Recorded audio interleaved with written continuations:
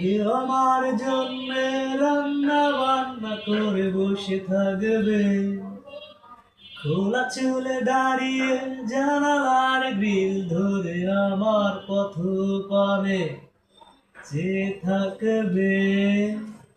কখন আমি বাসায় ফিরবো, একসাথে খাবে। কখন আমি বাসায় ফিরবো, একসাথে খাবে।